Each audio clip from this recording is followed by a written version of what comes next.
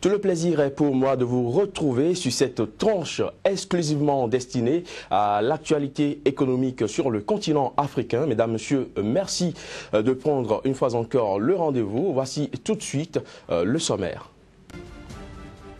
Au Sénégal, la Banque mondiale entend décaisser 20 millions de dollars au profit de la filière arachidière, ceci dans le cadre d'un programme en faveur de la productivité agricole ouest-africaine.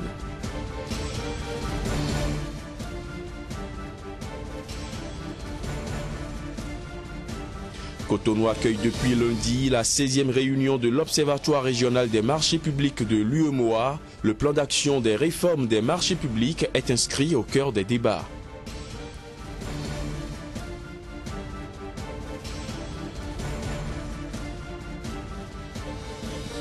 Et puis le Gabon lance un emprunt obligataire sur le marché sous-régional d'un coût global de 98 milliards de francs CFA. Cet emprunt destiné à certains projets est le troisième de l'histoire du pays.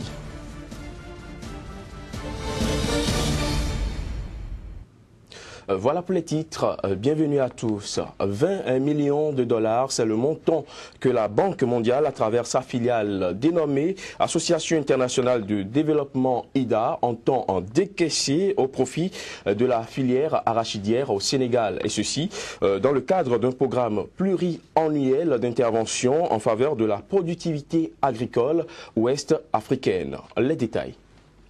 L'Association internationale de développement IDA, filiale de la Banque mondiale, apporte son appui à la filière arachidière sénégalaise. Elle a en effet approuvé un financement de 20 millions de dollars pour booster ce secteur dans le cadre d'un programme pluriannuel d'intervention en faveur de la productivité agricole ouest-africaine. Un programme institué pour augmenter les rendements agricoles dans la région ouest-africaine et qui cible les producteurs, transformateurs, chercheurs ou tout autre acteur des chaînes de valeur susceptibles d'en améliorer les méthodes et les rendements. Le programme, qui doit s'achever au 31 décembre 2017, en est à sa deuxième phase au Sénégal.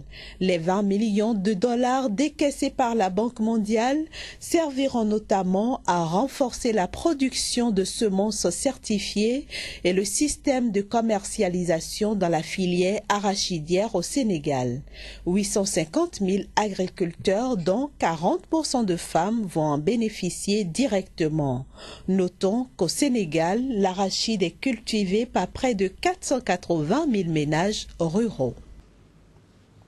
Cotonou accueille depuis lundi la 16e réunion de l'Observatoire régional des marchés publics de l'Union économique et monétaire ouest-africaine, UEMOA. Une rencontre qui pourrait permettre, entre autres, de revisiter les modalités de mise en œuvre du plan d'action des réformes des marchés publics et des délégations de services publics au sein de l'UEMOA. Voici le reportage. Plusieurs acteurs en charge de la régulation et du contrôle des marchés publics et des délégations de services publics des 8 États membres de l'Union économique et monétaire ouest-africaine UEMOA se sont retrouvés à Cotonou depuis lundi dans le cadre de la 16e réunion de l'Observatoire régional des marchés publics. La présente rencontre sera donc le lieu d'échanger sur les points suivants. L'état de mise en œuvre des recommandations de la 15e réunion de l'ORMP, l'état de mise en œuvre des directives numéro 4 et 5, ainsi que de celles relatives à l'éthique et à la déontologie, à la mode et des décisions numéro 11, 12 et 13 dans les législations nationales des 8 États membres de l'UEMOA. Cette rencontre se penche aussi sur la promotion des partenariats publics-privés à travers une évaluation de l'état actuel de mise en place d'un dispositif conçu à cet effet au sein de l'UEMOA. La question va être débattue, de telle sorte que les États n'aillent pas dans tous les sens. Aujourd'hui, c'est ce qui s'observe.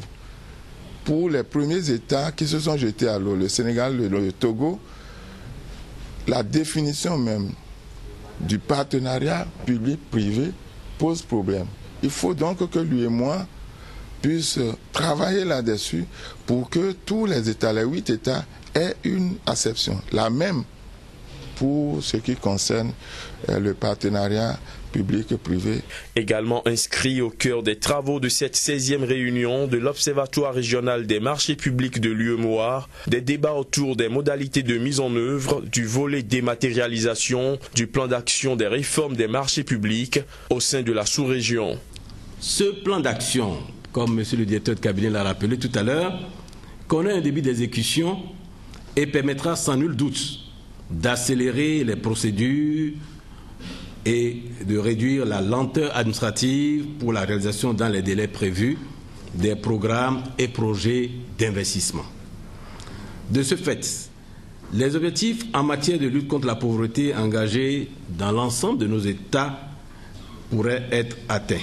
Rappelons que l'Observatoire régional des marchés publics a pour mission d'appuyer la commission de l'UEMOA dans la définition des politiques de marchés publics et la mise en œuvre des règles en la matière.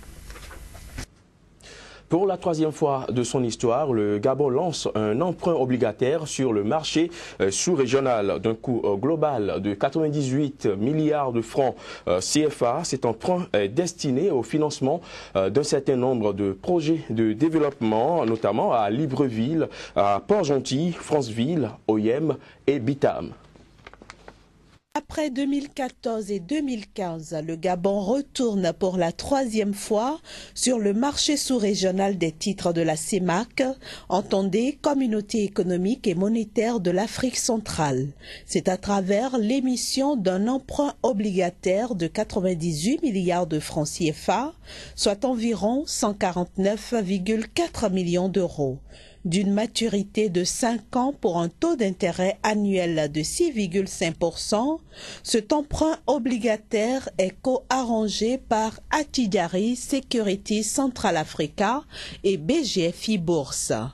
Les 98 milliards de francs CFA attendus serviront à financer plusieurs projets, incluant le drainage des eaux pluviales, les travaux aux abords des stades devant accueillir la prochaine Coupe d'Afrique des Nations de football, la construction de routes, la sécurisation des réseaux électriques et de télécommunications et la mise à niveau des hôtels. De quoi changer un tant soit peu le visage des villes comme Libreville, Port-Gentil, Franceville, Oyem et Bitam. En Afrique du Sud, confirmation de la levée du moratoire sur le commerce intérieur de la corne de rhinocéros par la justice. Celle-ci a rejeté un appel du gouvernement sur le sujet. Pour mémoire, en novembre dernier, un tribunal avait donné raison à des éleveurs de rhinocéros qui souhaitaient pouvoir vendre la corne dans le pays. Reportage. Les éleveurs privés de rhinocéros peuvent désormais vendre la corne sur le marché intérieur. Le débat sur le commerce de cornes de rhinocéros en Afrique du Sud fait rage dans le pays depuis plusieurs années entre opposants et partisans de la légalisation. Fin avril, les autorités sud-africaines avaient annoncé qu'elles ne proposeraient pas de lever le moratoire international sur le commerce de cornes de rhinocéros lors de la réunion mondiale de la Convention sur le commerce d'espèces sauvages menacées devant se tenir à Johannesburg du 24 septembre au 5 octobre prochain. L'Afrique du Sud abrite 80% de la population mondiale de rhinocéros. C'est également le pays où le braconnage a le plus explosé ces dernières années. Le marché domestique étant désormais ouvert, des spéculateurs pourraient être intéressés par l'achat des cornes de rhinocéros pour les vendre dans le futur si le commerce international était autorisé. En Afrique du Sud, les éleveurs privés de rhinocéros ne bénéficient d'aucune aide du gouvernement. Ce qui ne leur rend pas la tâche facile, la sécurité pour les protéger dans les ranchs, s'élevant à plus de 300 millions de rands, soit 17 millions d'euros par an. Le Vietnam apporte son expertise à la production agricole du Tchad. C'est de cela qu'il sera question avec Casimir Kpidio, déjà présent dans ce studio, mais juste après la virgule.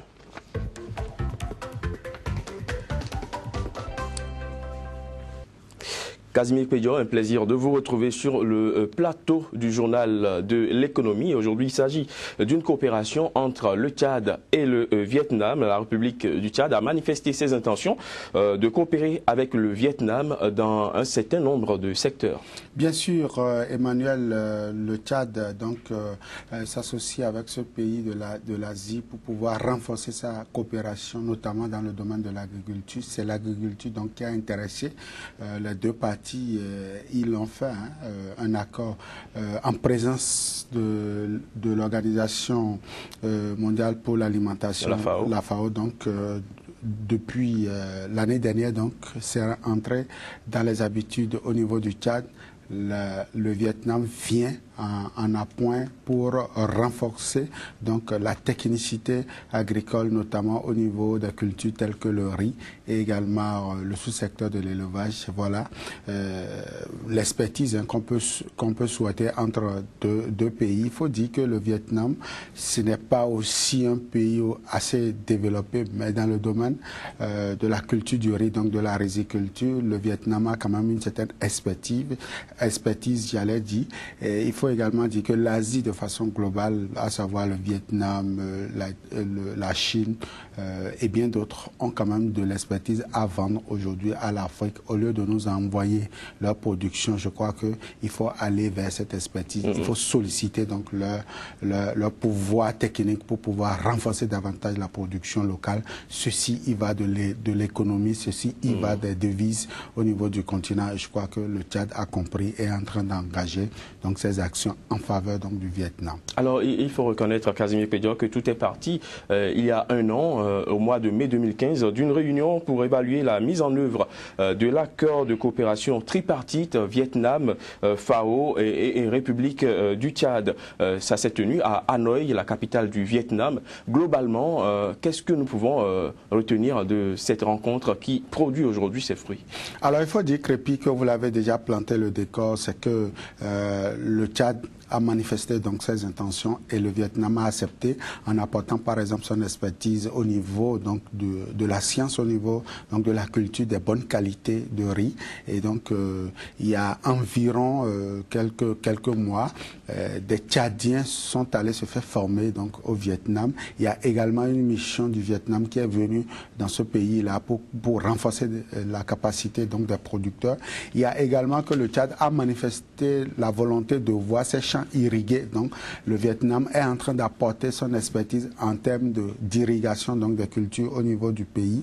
Et il faut également dire que le Tchad aujourd'hui c'est quand même un pays enclavé et donc il va falloir produire plus que importer. Donc le Vietnam est également en train d'apporter son expertise, surtout quand on sait que c'est un pays quand même qui a marqué l'histoire sur le plan, je dirais, de la guerre, où c'est quand même la main-d'œuvre qui a permis à ce pays de sortir progressivement de ces périodes-là. Forcément, c'est une qualité en termes de production, en termes de relance de l'économie aujourd'hui que le Vietnam est en train d'apporter. On note déjà que dans les années 2000, le Vietnam a quand même pu renforcer au niveau de la science, au niveau des agronomes, leur capacité. Et aujourd'hui, le Tchad peut se targuer d'avoir des ingénieurs, des agronomes pour pouvoir permettre d'irriguer non seulement les champs, mais également permettre à la production agricole de croître et de permettre à l'économie d'engranger des devises. Quand on parle du Tchad, c'est aussi l'élevage. Est-ce qu'il y a des engagements qui sont également pris dans ce sens?